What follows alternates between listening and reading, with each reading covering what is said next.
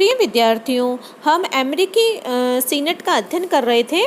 इसके बाद हम आज जो है अमेरिकी जो कांग्रेस का प्रथम सदन प्रतिनिधि सभा का अध्ययन करेंगे।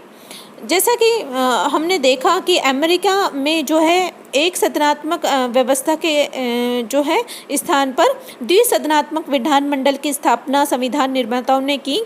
फिर इस अतः द्विसदनात्मक विधानमंडल का निर्वाचन जो है कैसे हो, इस पर जो है विचार विमर्श हुआ और द्विसदनात्मक व्यवस्थापिका के सिद्धांत पर आम सहमति होने के उपरांत अंत में इस बात पर सहमति हुई कि निचले सदन अर्थात प्रतिनिधि सभा का निर्माण जनसंख्या के आधार पर हो तथा उच्च सदन अर्थात सीनेट का निर्माण संघ की इकाइयों की समानता के आधार पर होना चाहिए।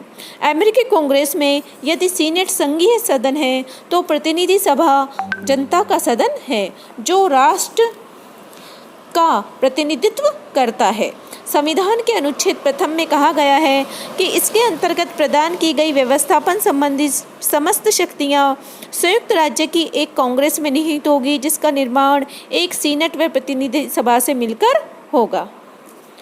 अमेरिका में जो प्रतिनिधि सभा है उसका जो गठन है वो जनसंख्या के आधार पर होता है।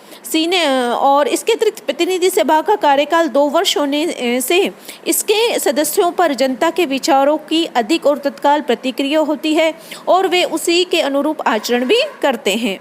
जनसंख्या के आधार पर प्रतिनिधित्व की व्यवस्था होने के कारण प्रतिनिधि सभा में बड़े राज्यों को अधिक और छोटे राज्यों को कम बहुमत प्रतिनिधित्व प्राप्त होता है। जैसे कि उदाहरण के लिए प्रतिनिधि सभा के लिए न्यूयॉर्क राज्य से 43 प्रतिनिधि चुने जाते हैं, लेकिन अलास्का, डेलावेयर, नेवादा, व्योमिंग राज्यों में से प्रत्येक में से एक प्रतिनिधि चुना जाता है। अब हम देखते हैं इसके गठन की जो है संरचना समझने के पश्चात हम देखते हैं कि प्रतिनिधि सभा का सदस्य निर्वाचित होने के लिए कौन कौन सी योग्यताएं होना आवश्यक है। तो पहले तो जो व्यक्ति जो प्रतिनिधि सभा का सदस्य निर्वाचित होना चाहता है वह 25 वर्ष की आयु पूरी कर चुका हो और वह कम से कम संयुक्त राज्य अमेरिका का 7 वर्ष से नागरिक हो। इस संबंध में उसके लिए अमेरिका का जन्मजात नागरिक होना आवश्यक नहीं है। वह संयुक्त राज्य अमेरिका में कोई नागरिक या सैनिक पदाधिकारी न हो और वह उस राज्य का निवासी हो जिस राज्य से वह प्रतिनिधि सभा का चुनाव लड़ना चाहता है। इसे स्थानीयता का नियम भी कहते हैं। तो इस प्रकार जो है अमेरिका में जो है प्रतिनिधि सभा के सदस्यों का जो है निर्वाचन किया जाता है। प्रतिनिधि सभा का विशेषाधिकार में जैसे प्रतिनिधि सभा के सदस्यों को सदन में भाषण देने की स्वतंत्रता है। उन्हें अधिवेशनों के दिनों में दीवानी अभियोग के कारण गिरफ्तार नहीं किया जा सकता।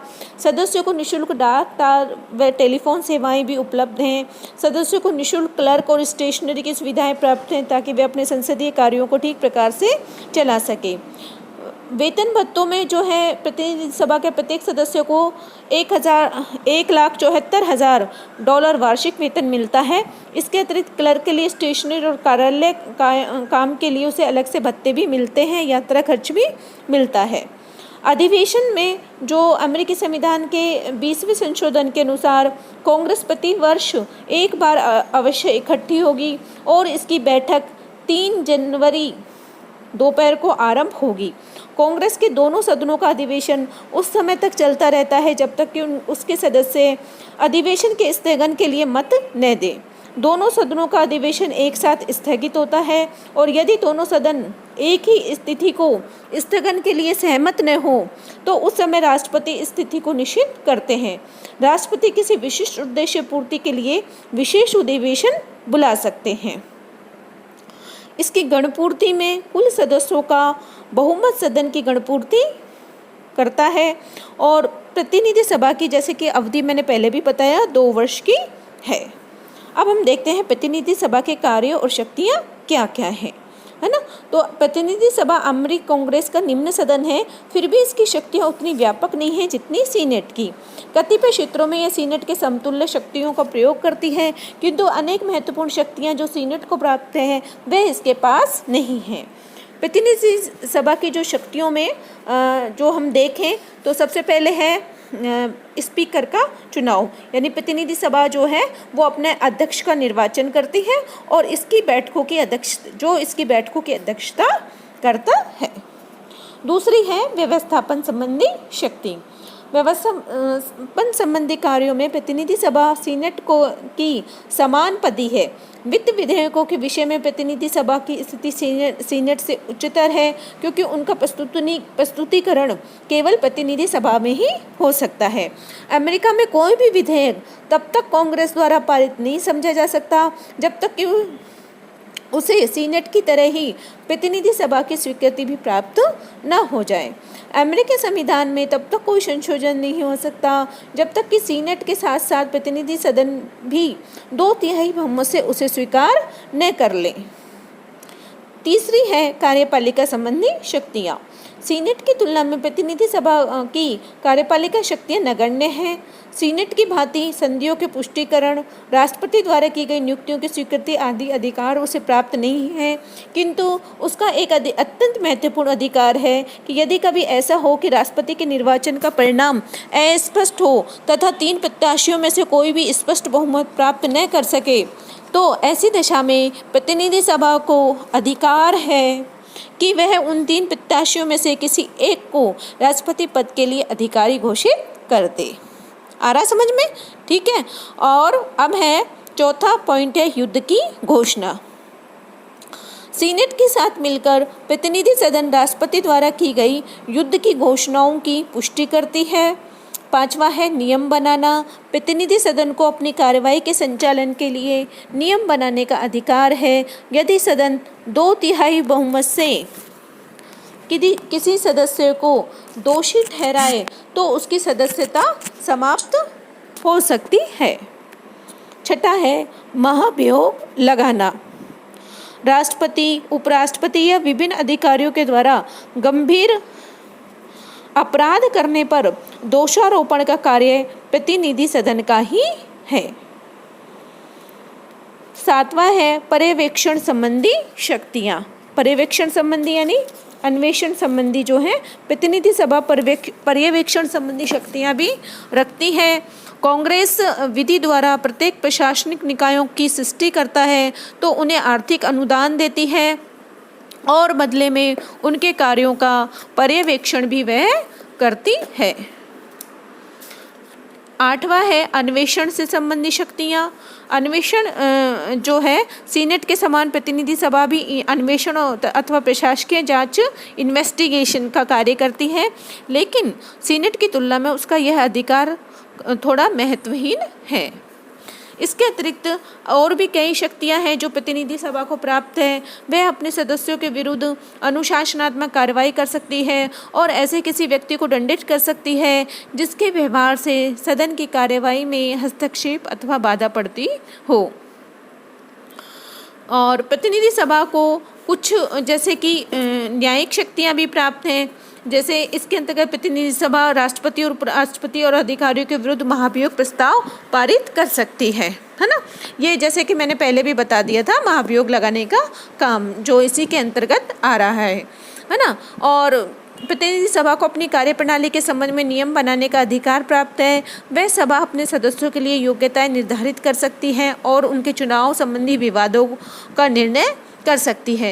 यदि सदन 2/3 बहुमत से किसी सदस्य को दोषी ठहराए तो उसकी सदस्यता समाप्त हो सकती है। तो इस तरह से हमने प्रतिनिधि सभा की जो है शक्तियों का अध्ययन किया। अब हम देखते हैं कि प्रतिनिधि सभा की जो है दुर्बलता के क्या कारण है ना। कौन कौन से बिंदु हैं जिनके आधार पर जो है प्रतिनिधि सभा जो है सीनेट की तुलना में कम शक्तिशाली है ना। तो पहला हम देखें कानून निर्माण के क्षेत्र में, तो संविधान के अनुसार अवित्तीय विधेयकों के संबंध में दोनों को बिल्कुल समान शक्तियां हैं, किंतु व्यवहार में एक बात के कारण सीनेट कुछ अधिक शक्तिशाली हो गई है कि दोनों में मतभेद होने की स्थिति में विधेयक सम्मेलन समिति को सौंपा जाता है और सम्मेलन समिति में सीनेट सदस्यों के अधिक प्रभावशाली होने के कारण जो है बहुत कुछ सीमा तक निर्णय सीनेट के अनुसार ही होता है। वित्तीय क्षेत्र में भी जो है प्रतिनिधि सभा जो है वित्तीय विधेयक प्रतिनिधि सभा में प्रस्तावित किए जा सकते हैं, सीनेट में नहीं, है ना। तो और संविधान में की गई इस व्यवस्था से प्रतीत होता है कि संविधान निर्माता वित्तीय क्षेत्र में अंतिम शक्ति प्रतिनिधि सभा को देना चाहते थे, लेकिन सीनेट को वित्तीय विधेयकों में संशोधन करने का अधिकार प्राप्त है और वह अपने इस अधिकार के माध्यम से सीनेट ने संविधान निर्माताओं द्वारा किए गए भेद को महत्वहीन कर दिया है ना। हालांकि आ रहा है समझ में कि भाई वित्तीय विधेयक प्रस्तुत तो प्रतिनिधि सभा में सर्वप्रथम किया जाएगा, लेकिन सीनेट को जो है उसमें संशोधन की शक्ति देकर उसकी जो संविधान निर्माताओं के द्वारा जो भेद किया गया था कि भाई यहाँ पे प्रतिनिधि सभा को अधिक शक्तिशाली रहेगी, लेकिन उसके संशोधन की शक्ति के कारण यह भेद भी महत्वहीन हो गया है। कार्यपालिका के क्षेत्र में भी जैसे भारत, ब्रिटेन, कनाडा, जापान आदि देशों में कार्यपालिका व्यवस्थापिका के प्रति उत्तरदायी होती है और यह तथ्य द्वितीय सदन की तुलना में प्रथम सदन को अधिक शक्तिशाली बना देता है। लेकिन अमेरिका में राष्ट्रपति पर नियंत्रण की शक्ति सीनेट को प्राप्त है, प्रतिनिधि सभा को नहीं। और इस बात ने सीनेट की तुलना में प्रतिनिधि सभा की स्थिति को बहुत निर्बल कर दिया है। क्यों उत्तरदायी नहीं है वहाँ पे वो जो है कार्यपालिका व्यवस्थापिका के प्रति? क्योंकि वहाँ पर अध्यक्षात्मक शासन प्रणाली है, कार्यपालिका का व्यवस्थापिका से पूरी तरह पृथक्करण हो जाता है, इसलिए वह अपने कार्यों के प्रति किसी भी प्रकार का उत्तरदायित्व नहीं करती है। तो व्यवहार में प्रतिनिधि सभा अपने सदस्यों की अपेक्षाकृत कम योग्यता के कारण भी एक निर्बल संस्था हो गई है ना। तो इस प्रकार जो है हम देखते हैं कि प्रतिनिधि सभा जो है एक उसके तुलना सीनेट की तुलना में कम थोड़ा सा महत्व रखती है, कम शक्तियाँ रखती है। प्रतिनिधि सभा तथा सीनेट की तुलना में निर्बल है और इन विश्व के अन्य देशों की तुलना में प्रतिनिधि सभा की दुर्बलता के कारणों की विवेचना हम देख चुके हैं, जैसे कि कानून निर्माण के क्षेत्र में, वित्तीय क्षेत्र में, कार्यपालिका के क्षेत्र में, है ना। तो अमेरिका में जो अध्यक्षात्मक शासन प्रणाली भी इसके लिए उत्तरदायी है कि वहाँ कार्यपालिका व्यवस्थापिका के प्रति उत्तरदायी नहीं होते हैं, है ना। तो इस तरह से जो ये सभी प्रतिनिधि सभा की जो है दुर्बलता के कारण है और लास्की ने लिखा ही है कि वह एक महान राष्ट्र के लिए अनुपयुक्त सदन ही है।